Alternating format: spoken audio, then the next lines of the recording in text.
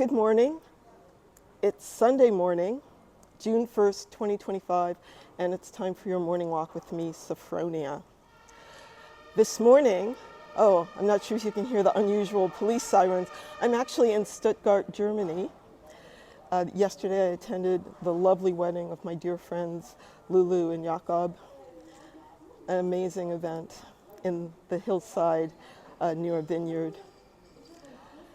So sitting at dinner, I'm surrounded by people I really don't know, and I was delighted to be in delightful conversation.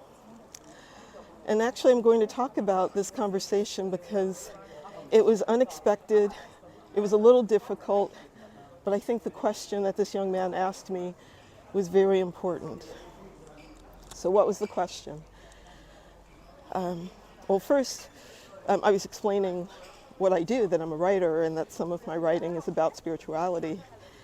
And his wife immediately, pointed this out to him. And I guess he is someone who is thinking about religion and spirituality and having had a difficult experience with religion.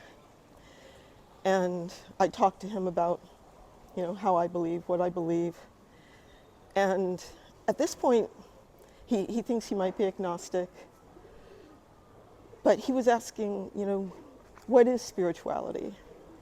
If you're not connected to religion or a specific deity or belief system, what is spirituality? I told him at first, I said, I'm going to try to answer this. I really don't know, but here's what I think it is. I'm going to share this response with you in case it's helpful. I think it's about understanding who you are and your sense of your place in this world. It starts with that. And it's also about the way you want to be in the world. Now, one might say, first of all, well, that sounds easy. That's almost too simplistic. But I've spoken here before about how I've met so many people who don't even know what they like. Right? They can't even tell you what they enjoy in this world. So how can they tell you about how they want to be? It's because there's too much noise in our lives. We don't take the time to sit and not even meditate, but just to think about what we want our lives to be. Right? So it may seem hard. I mean, it may seem easy, but no, it's not really that easy. The second thing is, one might say, well, isn't that individualistic? And isn't that the way our society is going? That it's all about the individual and not about society as a whole.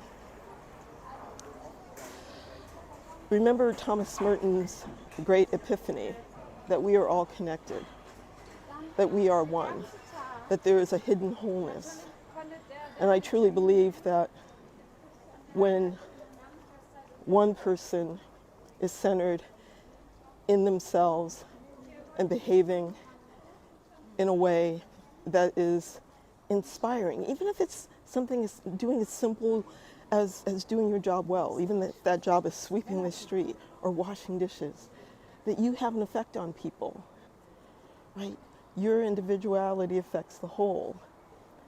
So how much more can you magnify that just by being aware of your presence? Now, we actually had a great example of this at the wedding yesterday because it came up multiple times what the union of Lulu and Jakob means to their friends, how they already experienced that to be in their presence. There was a feeling of home. There is a connection to nature. There is an invitation to be in this realm of love. And that was even before they got married, right? Their union has affected so many profoundly. So there's no reason that one can't do the same. My friend at this table talked about, Maybe it's about coming up with a list of values, both for himself and his wife, about the same thing, about who are we, what are we about, right? And I absolutely agreed. I was like, yes, that's a great place to start. Rob Bell says everything is spiritual. And I believe that we can all participate in ways large and small to the betterment of our community, of the population, of the world. We just have to begin. And sometimes begin again, as St. Benedict said. Okay, that was a lot. I hope it made sense. I'm going to keep walking for a little bit, but I'm actually flying to London today and going home tomorrow. So I will be back in the States next week. You take care, and I will talk to you again soon. Bye.